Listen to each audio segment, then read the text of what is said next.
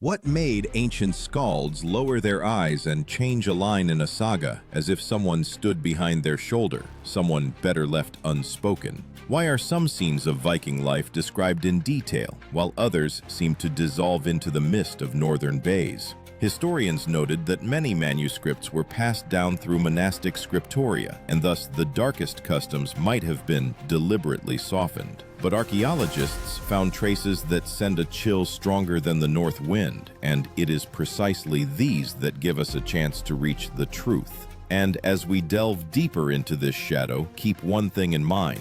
The final revelation concerns not only them, but also everyone who tries to understand their own limits. Excavations in modern-day Denmark showed that ritual sites around bogs were used long before the Viking Age, but the Norse adopted and intensified a tradition of punishments that medieval chroniclers wrote about.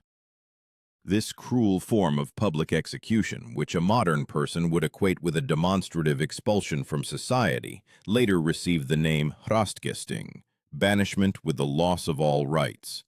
Skalds almost never described it directly, but lawmakers mentioned a person became an outlaw, and anyone could punish him without consequences. Think of a warrior who just yesterday shared spoils with comrades, but today walks through a forest where every rustle becomes a threat, as if the earth itself turns into a hunter and you into prey. Hrastgesting was not just a punishment, it was a social death, where the cold of night became the judge and empty roads the executioners. Vikings called such people wolves, and in this word resonated not savagery but despair, one who no longer belongs to the world of humans. This grim custom shows how harshly society controlled those who violated order. But beyond the boundaries of this ritual lay an even more unsettling truth about how the Norse related to blood, fear, and honor, and it unfolds further almost as abruptly as a sudden gust of wind over frozen water. When the winter sun barely rose above the fjord, and the ice cracked as if the earth itself was issuing a warning, a ritual began about which saga authors preferred to speak in hints. What made even experienced skalds leave empty lines instead of descriptions? Why are mentions of this event found in the writings of the Arab traveler Ibn Fadlan but almost disappear in Norse sources? Historians emphasized that many details were intentionally softened. Too grim seemed a part of the culture, based on the necessity to maintain power within the clan. Yet archaeologists discovered traces of fire, bones, and burial structures, which confirmed reality was much harsher than literary versions. And as we move forward, remember, the open loop at the beginning is not an empty threat, for it is here that what affects everyone who tries to understand what decisions a person is capable of making for survival begins to manifest. This refers to a ritual that evoked both horror and admiration in the Arab observer: sacrifices during the solemn funerals of a chieftain. According to him, some northern tribes might have included a young female servant in this ritual, and her role is interpreted as a symbol of the master's transition to another world. However, modern researchers have repeatedly emphasized these data cannot be generalized to all Vikings, since customs varied by region. But the fact remains, written evidence speaks of sacrificial rituals, and findings in burials confirm the presence of human remains, belonging not only to the main interred. This frightening ritual later received the name bloat, a sacrificial offering that strengthened the connection between the world of the living and the world of spirits. It is important to understand, bloat was not always bloody, but it was the burial variations that became the most severe when a chieftain was considered a figure whose death required accompaniment. Historians explained the term bloat as offering, but in real life this word sounded like the tolling of a bell before people made a decision that determined their fate. Imagine the flame of a burial ship which rises above human height and is reflected in the eyes of those standing at the edges of the site. The smell of resin mixed with the frost, as if pushing apart the boundaries between worlds. At this moment, the female servant chosen to accompany the chieftain became a symbol of transition, as if the last ray before the disappearance of the sun in a winter storm. Her breath was short, and her steps were heavy, because everyone understood. She was going where no one returns from. Archaeologists noted, on some burial sites, remains of ropes, organic tissues, and traces of bonfires were found, which corresponded to the described rituals, although the extent of their prevalence is still being discussed. The tactic of conducting the ritual was strictly ordered. First, purification, then a gift to the spirits, then sending the main deceased on a fiery journey. This order emphasized how important the connection between the honor of the clan and the preservation of tradition was considered. And yet, behind this fire always stood another shadow: the question of what compelled people to take part in such an act. The answer to it lies hidden in the following custom, which was rarely written down, but traces of which were found where the earth preserved memory better than any manuscripts. When a damp wind rose on the edge of the settlement, tearing the smoke from the hearths, people heard a short, dull sound, like a stone striking a shield. Such a sound often became the final warning for those who violated the boundaries of honor. Why then did the sagas, usually so detailed in describing victories and defeats, almost never speak of the mechanism of punishments within the community? Historians noted that authors preferred to describe deeds of valor rather than internal conflicts, because the latter shamed the clan. But archaeological excavations in Iceland and Norway showed, on the outskirts of settlements, remains were found with signs of multiple fractures inflicted by blunt objects, which coincided with descriptions of punishments passed down orally. And as we analyze this shadow, remember that open loop that appeared at the very beginning. It is not only about cruelty, but also about human decisions, before which any modern viewer will involuntarily ask themselves about their own limits. This ritual later received the name Holmgang, a duel on a limited platform, which served as a way of resolving disputes. A modern person would compare it to a legal process where, instead of a judge, strength and endurance decided. Historians emphasized, although the sagas themselves described Holmgang as a formal duel, in reality it rarely proceeded fairly. In some areas there were their own rules, and according to them participants could choose their weapons and location in advance. But archaeological findings showed by no means all such duels ended in quick death. Sometimes they turned into an exhausting beating, where blow after blow broke a person's bones until he lost the ability to continue the dispute. Before explaining the term, let's paint an image. Imagine a small stone platform covered with sand where the wind lashes your face, as if trying to take your breath away, and the circle around you, like an arena in which there are no spectators, only witnesses. It was precisely such a duel that was called Holmgang, and its meaning lay in resolving a dispute in such a way that the victor had no doubts remaining, and the vanquished no further options. Holmgang was not just a battle, but a legal act, and defeat meant the loss of honor, land, or life.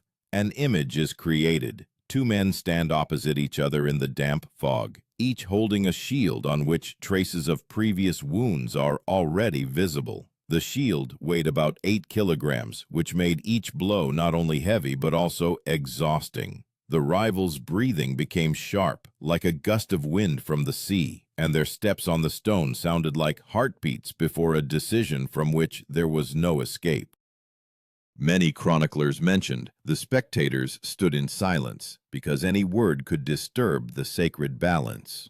Archaeologists found remnants of wooden fragments, possibly parts of shields, near such sites, as well as traces of blood that were preserved in the cracks of the stone. This confirmed that the duels took place regularly. They were conducted in a strict order. First the announcement of the dispute, then the choice of location, then the fight itself, which could last until one of the participants refused to continue or lost the ability to stand. But behind the external form lay another, far more frightening detail. Sometimes the loser did not die immediately. He was left at the border of the settlement, where he had to independently accept his defeat. And it was precisely this tradition that showed how harsh a society was where honor was worth more than blood. This shadow, emerging from the duels, leads us to yet another custom, which for a long time was shrouded in silence, and which revealed another side of the Viking world, a side where fear served as a tool, and the memory of violating order could live for generations.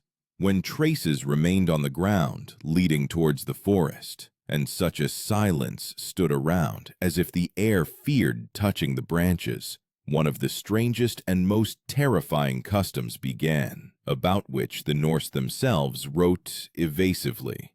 Why did the sagas, capable of describing battles down to the last breath, almost keep silent about the methods of intimidation used within the community? Historians noted that this topic was taboo because it demonstrated a facet of power that rarely became a source of pride. But archaeologists found remains with characteristic traces of cuts and bone disarticulation, which confirmed certain forms of executions existed, although the scale of their application still causes debate. And at this moment, that loop which appeared at the very beginning resurfaces. The knowledge of what a person would do for survival goes much deeper than mere historical interest. Some sources mentioned a ritual that later became associated with the idea of a terrifying punishment, where a person's body was used as a warning. Modern researchers emphasized it should not be perceived as a widespread practice among all Scandinavian tribes. But written mentions and partial coincidences in archaeological data spoke of the existence of cruel, demonstrative executions, whose purpose was to intimidate enemies or transgressors. This form of punishment involved public dismemberment, where the body was left in plain sight so that everyone knew. Violating the laws of the clan had consequences. Before naming the term, let's create an image. Imagine a dark forest edge where between twisted trunks hangs a body, displayed as if the tree itself holds it instead of ropes. It was precisely such a form of demonstrative punishment that was later called the blood eagle, an image that became a symbol of extreme cruelty. Historians differed in opinion. Some considered it a poetic metaphor. Others pointed to individual finds where traces on bones could correspond to the described procedures. But the main thing is not the frequency of its application, but the very fact of the existence of such fear as a tool. The image of the blood eagle echoed the northern idea that a torn back seemed to open a person up to the cold wind. The wind carried the scent of pine needles, mixed with the metallic note of blood, and it seemed as if the forest itself was observing what had happened. For those who passed by, this was not just a warning. It was a reminder that the law of the clan stood above any personal will. And if even the strongest could find themselves in such a situation, then an ordinary person had no choice but to follow the rules, without asking questions. Archaeologists who investigated such sites noted, around such finds, remnants of bonfires, fabric fragments, and traces of ritual actions were often encountered. They presumed that such executions were carried out after a community gathering, when the decision was made publicly. The tactic of intimidation here was obvious. The punishment became visible to all, and its impact worked for a long long as the body remained in the forest or on a cliff. Everyone who saw it understood. Whoever violated order could become part of the same warning. But the most terrifying thing lay not in the procedure itself, but in the silence that followed. This silence made fear alive, almost palpable, and it was precisely this that allowed society to maintain control without constant punishments. One example was enough. However, behind this intimidation lay another layer of culture, far more personal and contradictory. A custom connected with family, heritage, and how the Norse understood the link between kinship and soul. It is precisely there that the next shadow leads, growing out of the very structure of their world, where death could be not an end, but the beginning of new obligations. When the light in the house began to dim, and the shadows by the hearth grew longer, the Norse believed It was precisely in such moments that the boundaries between worlds shifted, and the kin felt the breath of those who had already departed. Why then did the sagas so often mention duty to ancestors, but almost never explain what specific fear lay hidden behind this respect? Historians emphasized authors deliberately avoided the most painful topics because it was not simply about family duties, but about traditions that could seem too heavy even for the Iron Age. However, archaeological excavations in Norway and the Orkney Islands often reveal details confirming the death of elders in the kin could impose obligations on the survivors, upon which not only the family's honor, but also its physical survival depended. And here again that open loop that arose at the very beginning begins to pulsate. How far is a person capable of going if their kin, their memory, their fear demands it? Chronicles and studies mentioned a tradition that later scholars called the cult of ancestors.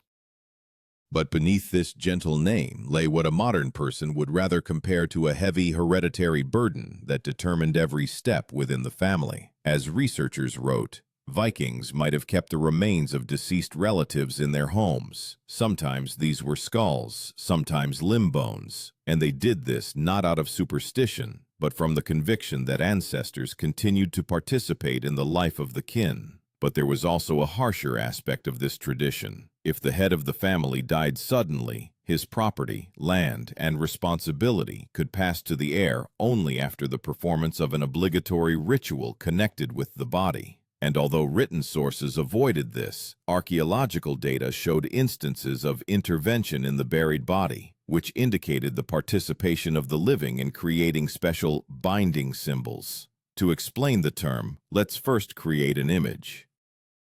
Imagine a nighttime house where fire pierces the darkness with reddish streaks, and by the wall stands a wooden chest smelling of resin. Inside, not gold, but a bone, smooth, like a stone worn by time. Precisely such objects were later called hovdingsten, in essence chieftain's stone, but in some regions it was not a stone at all, but a real ancestor's bone, a symbol of power and duty.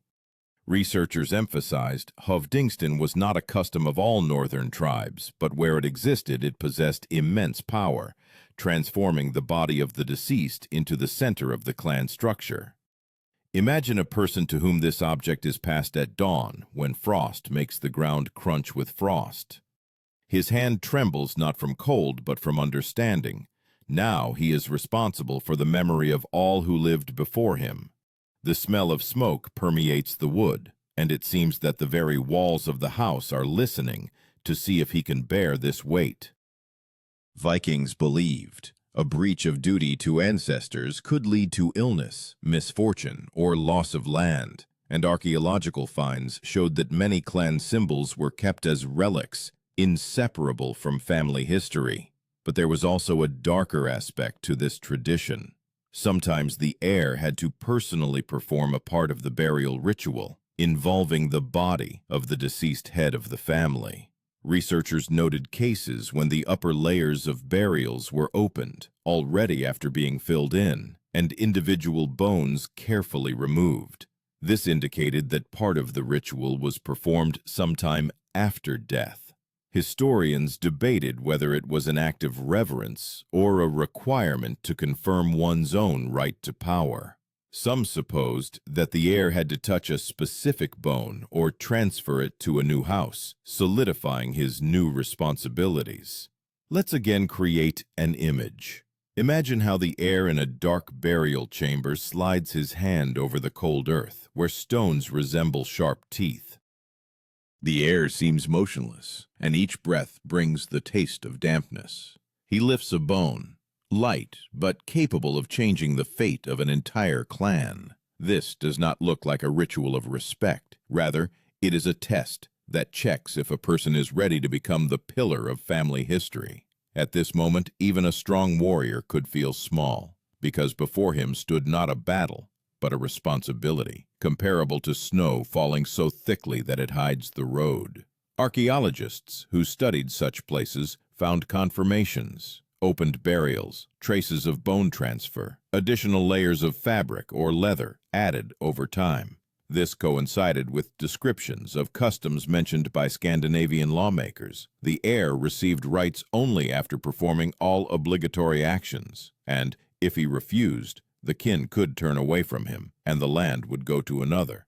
But the heaviest aspect was that the heir carried this obligation throughout his life.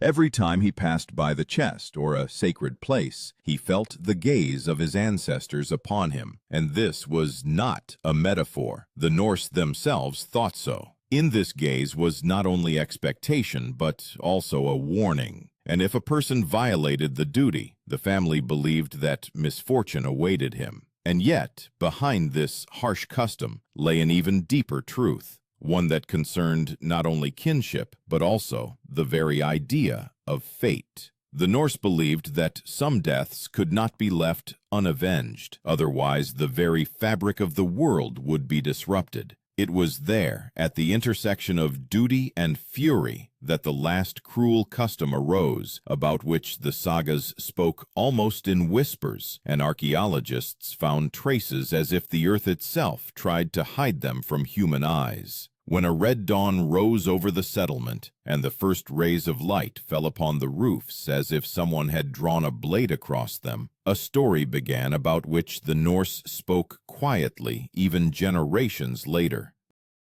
What made the sagas mention blood feuds only in hints, even though it defined the life of the community, no less than wars and trade?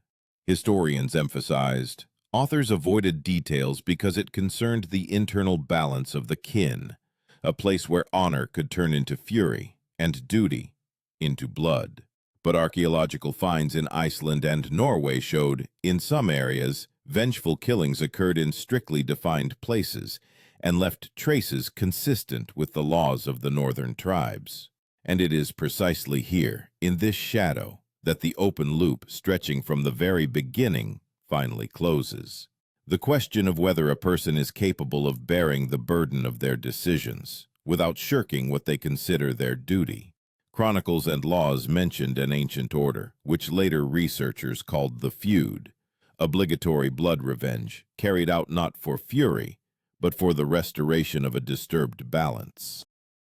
A modern person would compare it to a judicial system, where each side is obliged to carry out what is prescribed by society. But in the world of Vikings, this court lay on the shoulders of the family, and to refuse it meant to lose respect, land, and the right to speak at the thing. Historians emphasized, the feud was not an uncontrolled slaughter. It obeyed rules observed so strictly that violating them was considered a crime no less than the original conflict itself. Before naming the term, let's create an image. Imagine a stone path on which rain leaves long, dark streaks resembling blade marks. On this path stands a person, and his hand clenches a wooden hilt so tightly as if it might crack. He came here not of his own free will. He is led by a duty that is older than himself. It was precisely such obligatory vengeance that was later called a feud, and its essence lay in the fact that the kin had to restore justice at any cost. A feud did not always mean killing. Sometimes the kin could accept a ransom, which was called vergild, man price. But archaeological data showed by no means all conflicts ended in peace. Researchers found the remains of men with wounds inflicted by identical weapons, which indicated prearranged encounters. These clashes took place not on a battlefield, but in secluded spots, near field partitions, in deep ravines where no one could intervene. This was not fury. This was a duty from which one could not shy away. Imagine two representatives of a kin stepping onto the border of lands where the wind carries the scent of damp grass and raw stone. Breathing becomes short, muscles tense. No cries, no threats, only cold calculation. Everything happens quickly, like a sudden gust of northern wind. One blow, another, a step back, silence. The body falls to the ground, and it seems as if the earth itself absorbs this fall, as part of an ancient law. Witnesses stand silently, because a word at this moment has no power. Only tradition has power. Archaeologists who investigated such places said, Sometimes piles of stones were found, under which lay bodies without burial accoutrements, a sign that a person was killed within the framework of an obligation and not in battle. The soil layers around showed the absence of the body's prolonged presence on the surface, which coincided with the known procedure. The killing was carried out quickly, just as quickly the body was hidden, and the kin returned home, considering the duty fulfilled. In some regions, wooden markers were found, indicating the place where the act of feud was committed. They resembled road signs, but served as a reminder: duty fulfilled, peace restored. But the hardest thing about this custom was not the blow and not the death. The hardest thing was that the person committing the feud became a connecting link between the past and the future. He did not seek vengeance for himself. He sought vengeance for those who lived before him and for those who would live after. And if he refused to fulfill his duty, shame would fall upon the entire kin. Vikings believed a family's place in the world depended on how it observed the rules, and violating them could lead to the destruction of the very structure of society. Let's paint a final image. Imagine a person returning home after having committed a feud. His hands tremble, but he tries to hide it. The smoke in the house seems thicker than usual, and the gazes of his kin quieter. No congratulations are offered, no approvals. This is not a victory, but a burden that he will carry all his life. Every time he passes the threshold he crossed after fulfilling his duty, it seems to him that this threshold remembers what he did. And this memory is stronger than a blade, stronger than fear. And here, at this point, all the shadows of the previous customs merge into one.